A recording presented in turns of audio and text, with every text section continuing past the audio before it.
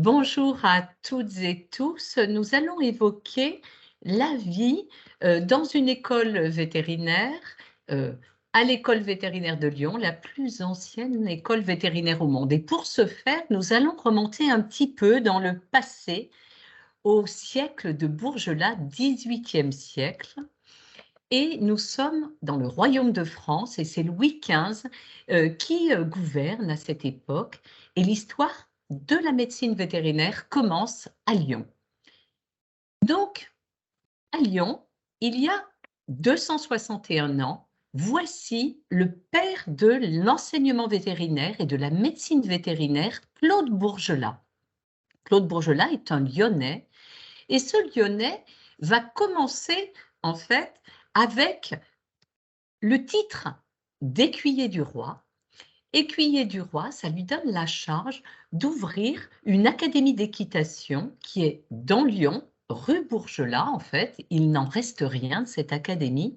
Et donc, il commence avec de l'enseignement, puisqu'aux jeunes nobles, il leur apprend à monter à cheval, les mathématiques, la danse, les belles manières, et puis l'art également de se battre. Cet homme est féru de cheval et c'est un vrai scientifique. Et quand il regarde les travaux des anciens, comme ceux du duc de Newcastle, il se rend compte qu'il y a des choses erronées en matière de médecine du cheval et de cavalerie.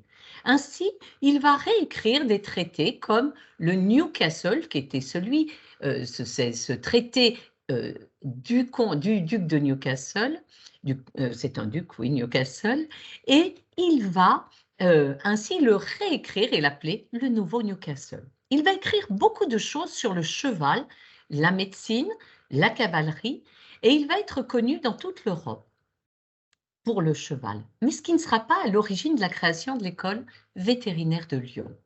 En fait, il va même écrire des chapitres qui concernent le cheval dans le dictionnaire raisonné des sciences, des arts et des métiers, qui est l'encyclopédie de Diderot et d'Alembert.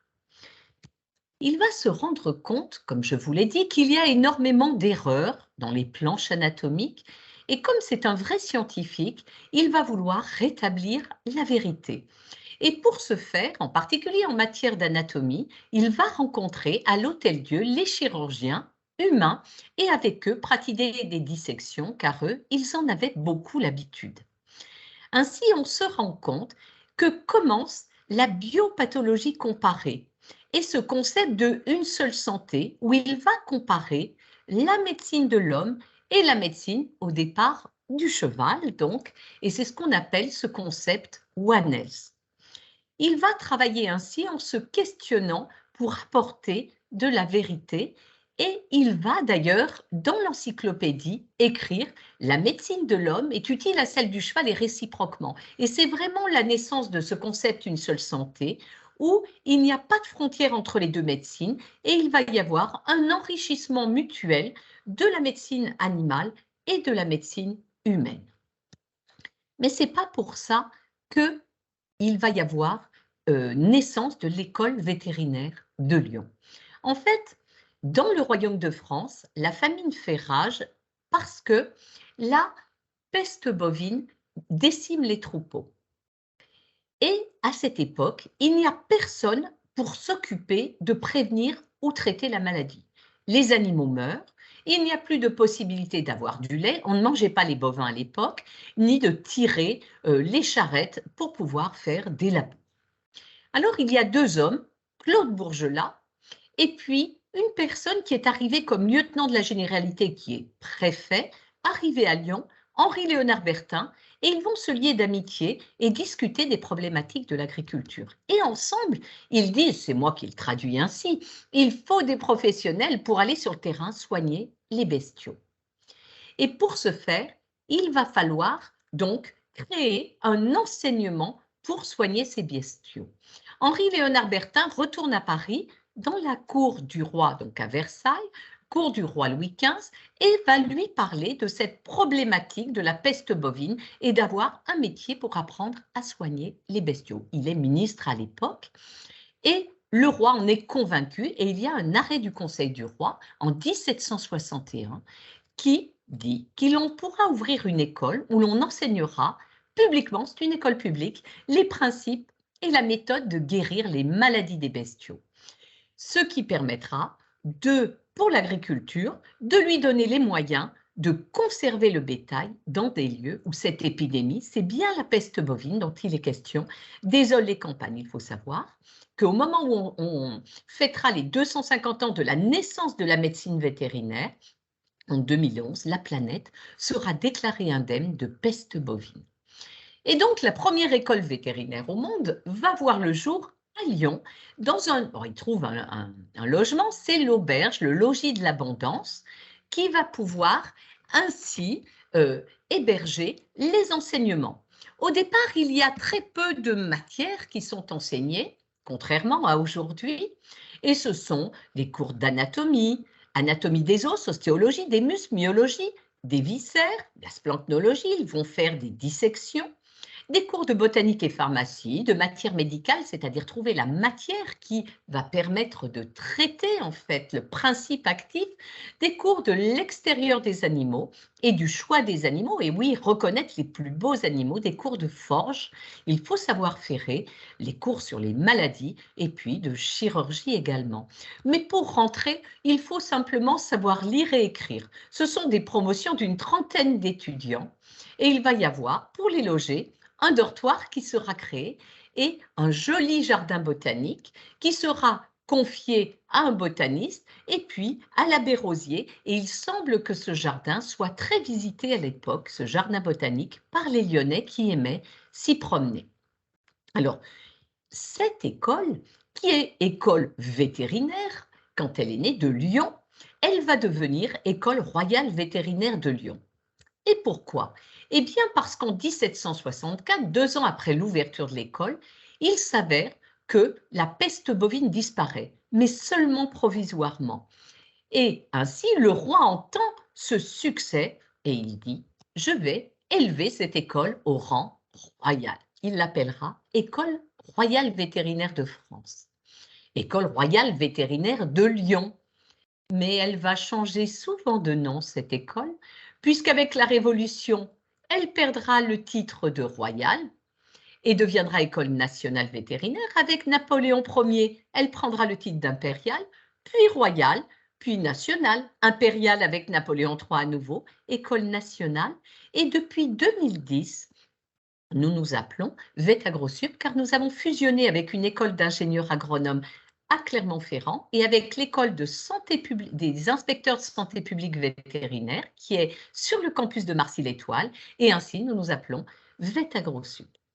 Mais depuis le premier site qui est dans le centre de Lyon, grande rue de la Guillotière, il va y avoir déménagement. Les locaux, c'était vétustes et un peu étroits. Et l'école vétérinaire de Lyon va s'installer dans le couvent Sainte-Élisabeth des Deux Amants, quai de Saône. Ce sera le deuxième site, jusqu'en 1780. De 1795 jusqu'en 1978, où l'école vétérinaire de Lyon va s'installer à Marcy-l'Étoile. Depuis, il y a eu quelques travaux de rénovation énergétique depuis le 2019 et elle a bien meilleure allure, cette école, sur son troisième site. Alors, je voulais vous faire partager la vie dans les écoles et ici, c'est des motifs de punition et nous sommes en 1849, donc sur les quais de Saône. Et on voit que les étudiants sont punis lorsqu'ils ont fumé aux latrines pendant l'étude. C'est difficile à lire, mais ils ont été en retard également et on voit sur une deuxième registre de punition qu'il fumait la pipe dans la salle d'études 2 fois, cet élève, ce qui était vraiment dramatique, et qu'il était rentré tardivement de 6 minutes, un retard de 6 minutes, et pour ce faire, ils étaient consignés. Et puis, surtout, ils portaient une chemise de couleur, alors que je pense qu'il y avait un code vestimentaire. C'est assez amusant, mais c'était assez sévère à l'époque. Alors, à partir de l'école vétérinaire de Lyon, il va y avoir d'autres écoles qui vont être créées. Claude Bourgelat va retourner en région parisienne auprès du roi et donc il va y avoir création de l'école vétérinaire de Maison-Alfort et il va un peu, Claude Bourgelat, négliger Lyon parce qu'il est attiré par la capitale.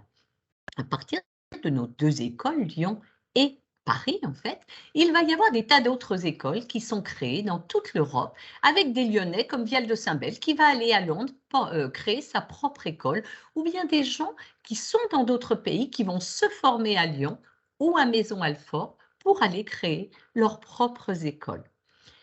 En France, les écoles, deux autres écoles suivantes publiques seront créées, l'école vétérinaire de Toulouse, puis l'école de Nantes, et ce sont 4 établissements français publics qui ont un cursus vétérinaire, car, pardon, maintenant, l'école de Nantes a fusionné avec une école d'ingénieurs agronomes qui s'appelle Oniris, et nous, comme je vous l'ai dit, nous nous appelons VétAgroSup. Lyon est la mère des écoles vétérinaires au monde. Après, dans le monde, il y a eu bien sûr création d'autres écoles vétérinaires.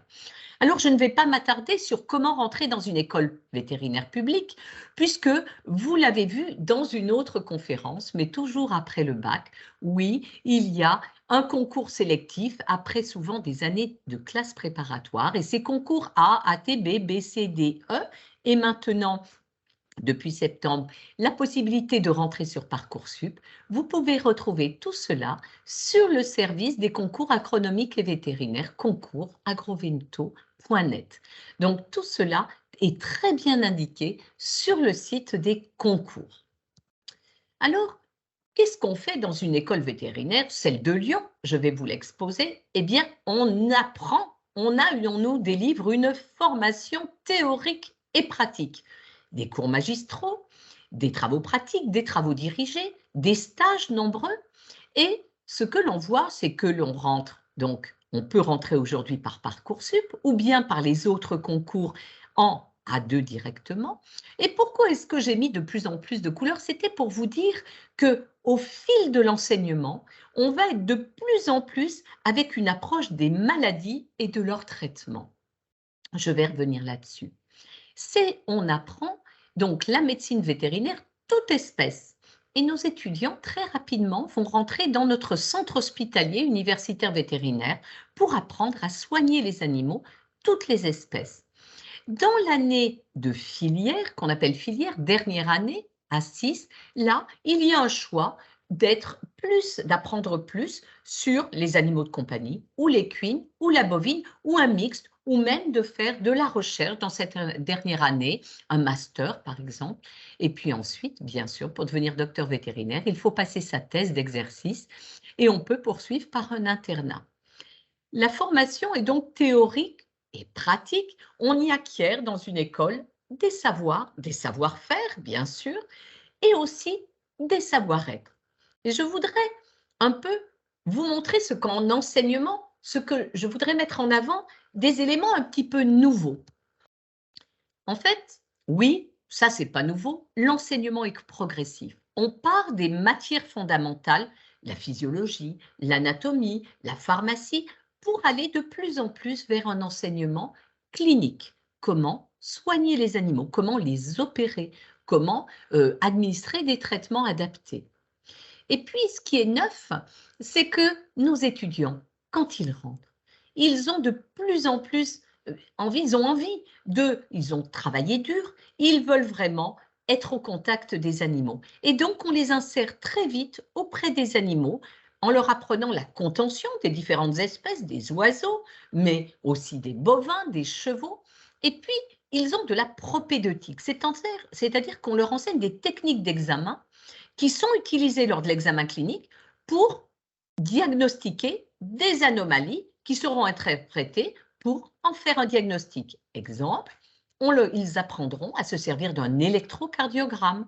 Ils apprennent à se servir du stéthoscope pour recueillir des symptômes, et c'est ce qu'on appelle la sémiologie, où ils vont apprendre à reconnaître, récupérer les symptômes de l'animal et différents signes, des souffles cardiaques, quels sont, écouter le cœur, apprendre à écouter la respiration, palper l'animal pour relever des signes anormaux afin de poser un diagnostic. Nos étudiants ont donc un enseignement de base, puis clinique, mais en plus, ils sont vraiment acteurs de leur enseignement. Ils ont des enseignements complémentaires qu'ils vont choisir, qui vont leur permettre d'acquérir des crédits d'enseignement et ainsi de valider leurs années. Et c'est à eux de choisir donc vraiment une palette d'enseignements supplémentaires qu'ils peuvent donc choisir et qui leur rapporteront des heures d'enseignement, des crédits d'enseignement. Et ces enseignements, qui sont organisés par des professeurs, par des enseignants de l'école, peuvent être également des enseignements organisés par des associations étudiantes. Apprendre l'apiculture, apprendre à soigner des reptiles, eh bien cela se fait auprès des associations étudiantes qui sont en charge de ça. Et sur le campus vétérinaire, c'est énorme le nombre d'associations qu'il a, créées par les étudiants, gérées par des étudiants, au service des étudiants et de l'apprentissage. Il y a un troupeau de moutons géré par les étudiants pour apprendre à faire des échographies sur les moutons. Alors bien sûr, c'est encadré par des enseignants, mais géré par les étudiants. Il y a de l'endurance équestre. Nos étudiants ont une vie associative extrêmement riche, et qui leur permet, ou qui rentre en fait tout ce qu'ils font en termes d'engagement associatif est pris en compte dans leur cursus. Et ils en font bénéficier aussi d'autres étudiants qui viennent apprendre auprès d'eux. Et donc, on élargit ainsi la gamme des enseignements qui sont proposés. Mais on apprend soigner la médecine, la chirurgie, mais également, c'est ce qu'on appelle les soft skills. C'est des compétences qui sont transversales, qui sont indispensables au savoir-être aussi. On apprend à travailler en équipe, à gérer une clientèle, à communiquer, à gérer ses émotions, la résilience. Donc, tout ça, c'est des enseignements également qui rentrent dans le cursus. Nous avons un plateau d'enseignement par simulation. En effet, on dit jamais sur l'animal la première fois. C'est-à-dire que nos étudiants vont apprendre sur des mannequins, sur des simulateurs, eh bien, les gestes techniques. Ainsi, on voit ici c'est un mannequin, un chat, on va apprendre à réaliser une ovariectomie. On va apprendre ici à détartrer un animal sur une mâchoire qui a été créée. On apprend également à stériliser. On apprend à stériliser, par exemple, faire des castrations de chats sur du silicone à partir donc de mannequins, ou en tout cas d'objets qui sont créés pour cet enseignement. Nos étudiants participent à un module qui s'appelle VET 21 dès leur arrivée, où on va leur présenter les grands enjeux pour le vétérinaire. Il y aura 4 jours pour les sensibiliser à la diversité des métiers des vétérinaires et aux grands enjeux du monde d'aujourd'hui et de demain, et sur la place que les vétérinaires doivent occuper face à ces grands enjeux pour y répondre. Et en plus, c'est une semaine où ils travaillent en groupe, et c'est très important pour la suite pour leur métier. Nous avons aussi des cours partagés agronome, ingénieur agronome et vétérinaire, parce que nous enrichissons nos cursus des 2 formations. Ce sont 2 jours passés ensemble à traiter de sujets sur des enjeux partagés, sur la conduite d'un élevage, par exemple, avec la vue de l'ingénieur agronome et la vue du vétérinaire. Et VétAgroSup appartient au Collège des hautes études Lyon Sciences, dans lequel sont rassemblés le Conservatoire national de musique et de danse de Lyon, l'École centrale, l'École normale supérieure de Lyon, les mines de Saint-Étienne, Sciences Po, et puis maintenant vont arriver Lyon 3, l'UM Lyon, qui viennent aussi rentrent dans ce collégium. Et l'intérêt, c'est que nos étudiants peuvent ainsi, en partageant avec des étudiants des autres écoles, croiser leurs regards, enrichir leur parcours en allant chercher des enseignements dans ces autres établissements. Apprendre la musique, apprendre l'histoire de la musique, l'histoire de la danse, apprendre la mécanique, eh bien tout ça, c'est possible pour les étudiants. Ils ont aussi des cours communs, des modules partagés, un cours commun qui est sur une thématique, par exemple les émotions, et qui est fait à partir d'un enseignant de chacune des écoles qui donnent qu'est-ce que c'est les émotions pour un enseignant du conservatoire, pour un ingénieur. Voilà, donc tout cela, c'est très enrichissant pour nos étudiants et en plus, ils peuvent avoir des activités socioculturelles et sportives partagées. Alors, sur nos écoles, ce qu'il faut savoir, et sur l'école de Lyon, il y a des nouvelles technologies.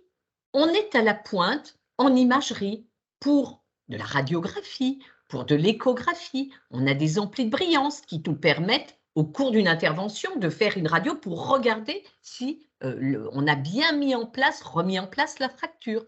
Un scanner, une IRM, et en fait, tout cela se fait de l'imagerie pour toutes les espèces. On peut avoir de l'échographie sur les bovins. Donc en fait, la médecine vétérinaire, elle bénéficie des avancées de la médecine humaine. Et puis, à l'instar de ce qui se fait en médecine humaine, nous avons un plateau de dialyse. Les animaux insuffisants rénaux, aigus, pas les chroniques, on ne peut pas imaginer de dialyser sur 10 ans un animal, mais en revanche, suite par exemple à une affection qu'on appelle la leptospirose, il y a une insuffisance rénale aiguë, le temps que le rein recouvre ses fonctions, on propose de dialyser les animaux et généralement récupération rénale. Et vous voyez ici, sur notre plateforme de dialyse, il y a 3 chiens qui sont dialysés où il y a une épuration de leur sang dans une cartouche ici. C'est un rein artificiel. Nous faisons de la recherche dans notre école et nous avons des unités de recherche qui sont regroupées autour de 3 axes: la qualité de vie de l'homme et de l'animal, la maîtrise des risques sanitaires, c'est fort important dans le contexte de la santé publique vétérinaire que nous défendons, et puis sur les transitions agroécologiques des systèmes agricoles et alimentaires. Ces unités de recherche sont l'opportunité pour nos étudiants d'aller faire des stages de recherche dans ces unités. À titre d'exemple, puisque je vous dis que nous travaillons sous ce concept une seule santé, eh bien, l'unité de recherche à laquelle j'appartiens, par exemple, qui s'appelle agression pulmonaire et circulatoire dans le sepsis, eh bien, nous avons une équipe qui rassemble des médecins, des vétérinaires et des pharmaciens, et ensemble, nous traitons de problématiques partagées. L'agression respiratoire, pulmonaire, avec des techniques pour l'enfant que nous partageons avec nos animaux qui souffrent de syndrome de détresse respiratoire aiguë. Nous dialysons, à l'instar de ce qui se fait chez l'homme. Nous travaillons sur des troubles dans le choc septique, par exemple de perfusion tissulaire, et nous mettons au point des techniques d'évaluation des troubles de la perfusion que nous appliquons après de l'animal à l'homme. Vous voyez, c'est dans les deux sens, c'est cette médecine partagée que Claude Bourgelat avait initiée. En termes d'expertise, je vous dis, nous travaillons sous le concept une seule santé, mais même plus largement. Ce concept qui est intéressant, qui s'appelle Global Health, c'est-à-dire c'est une approche globale de la santé. C'est-à-dire que la santé humaine, elle dépend d'elle-même, mais aussi de la santé animale avec les risques de zoonose, de la santé végétale, de l'environnement. Et grâce à nos 3 cursus, agronome, vétérinaire, inspecteur de santé publique vétérinaire, eh bien, par notre interdisciplinarité, nous répondons à des grandes questions de la santé globale. Nous avons des domaines comme la médecine et la pathologie comparée, les relations animales et société, c'est important. Et donc, il est pour nous, en fait, quand nous travaillons, toujours nous avons en tête ce concept d'une santé globale. Nous voulons au final apporter la santé, je veux dire améliorer la santé humaine et de l'animal, et bien sûr, toujours avec la préservation de l'environnement. Nous avons une chaire de bien-être animal. En fait, nous produisons dans cette chaire des connaissances, des compétences. Nous avons des compétences pour les transférer de telle façon à sensibiliser les acteurs du bien-être animal. Nous avons, par exemple, nous créons des enseignements à destination des éleveurs pour qu'ils intègrent dans leur élevage la notion du bien-être animal et que les animaux qu'ils élèvent soient élevés dans les meilleures conditions. Nous participons aussi à donner des grilles d'évaluation de ce bien-être pour qu'après, au niveau plus haut, en fait, peut-être au niveau donc ministériel, il y ait prise en compte en fait de ces données pour édicter les règles, les lois qui vont gérer ce bien-être animal. Nous avons un pôle d'expertise vétérinaire et agronomique sur les animaux sauvages. Et en effet, c'est important car on connaît de plus en plus cette interaction entre la faune sauvage, la faune et la faune captive, en fait, les animaux qui vivent chez nous, dans les élevages par exemple, il y a des interactions et c'est très important de gérer la santé de ces animaux sauvages à son propre bénéfice, mais également au profit de notre propre santé et de la santé des troupeaux. Donc il y a dans ce pôle de la recherche, de la formation, de l'expertise, comme dans la chaire de bien-être animal, c'est vraiment des creusets où on produit de la formation, de la recherche et de l'expertise. Enfin, depuis récemment, les étudiants sont formés à la médecine vétérinaire solidaire. C'est vraiment important. On sait qu'il y a beaucoup de personnes sans abri qui ont des animaux et puis qui ont des problématiques pour eux-mêmes car ils ne savent pas comment s'orienter pour avoir des aides et leurs animaux ne sont pas pris en charge. Et c'est pour ça que nous avons créé c'est une étudiante qui est à la source de ce bus, un bus qui a été financé par l'entreprise des possibles, donc on a des donateurs qui ont fait ça et qui nous ont permis de monter cet enseignement. Il ne s'agit pas de médecine itinérante, foraine, là c'est tout à fait interdit. Il s'agit d'amener des étudiants dans des foyers de sans domicile fixe pour apprendre à gérer les animaux qui sont une population particulière d'animaux qu'il faut identifier et soigner. Et pour ce faire, il y a à la fois la partie vétérinaire, mais une partie où les travailleurs sociaux viennent discuter avec les personnes sans domicile fixe pour les aider. Donc c'est vraiment une belle réalisation.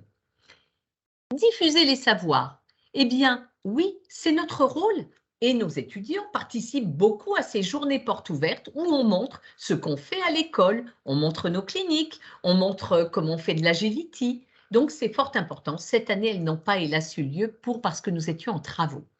Nous mettons en ligne nos articles scientifiques, nos productions scientifiques. Ça, c'est notre rôle et une obligation de faire ça pour diffuser nos productions de connaissances.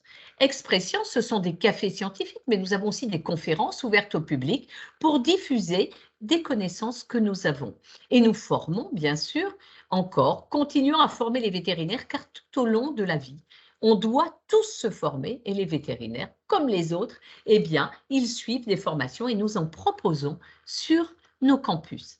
Enfin, en termes de vie de campus, les étudiants vivent pour une part, pas tous, car il y a plus de 800 étudiants, mais nous avons 308 chambres qui sont sur la résidence, dans lesquelles il y a aussi des salles de danse, des foyers, les clubs associatifs sont dans cette résidence, avec une restauration universitaire qui aujourd'hui est gérée par le Crous, qui sera par la suite gérée par nous-mêmes, une cafétéria où il fait bon se poser et puis échanger avec les autres.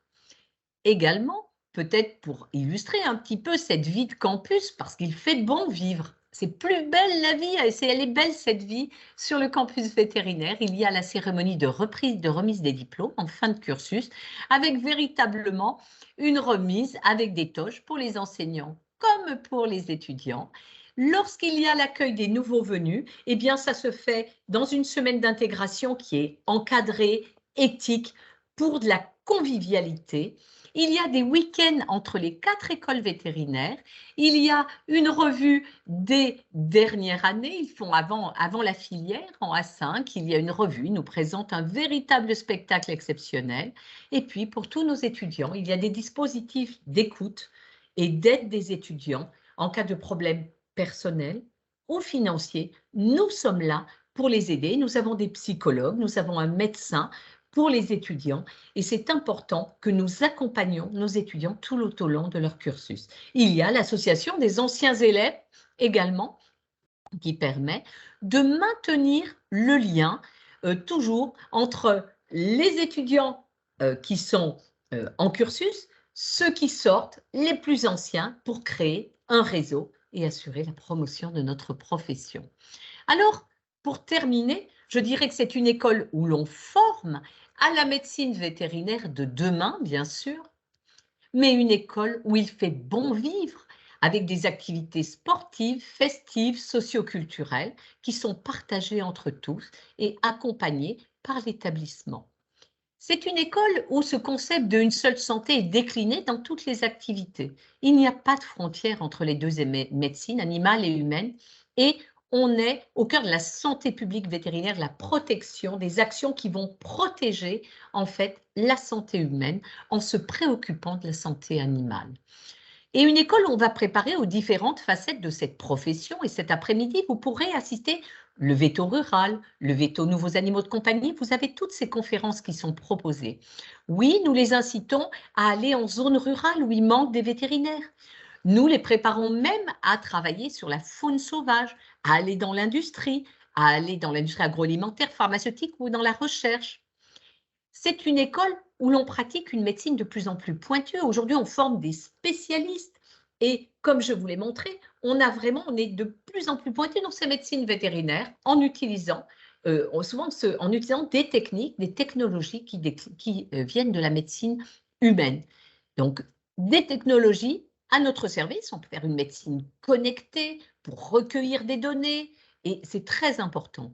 L'intelligence artificielle rentre également dans la façon pour étudier les radios, par exemple, et nous sommes toujours au cœur du bien-être animal. Alors, cette école, oui, elle prépare aux multiples métiers du vétérinaire, l'industrie, le vétérinaire de labo, le vétérinaire spécialiste, l'enseignant-chercheur, tel que je suis, vétérinaire rural, faune sauvage, vétérinaire sans frontières.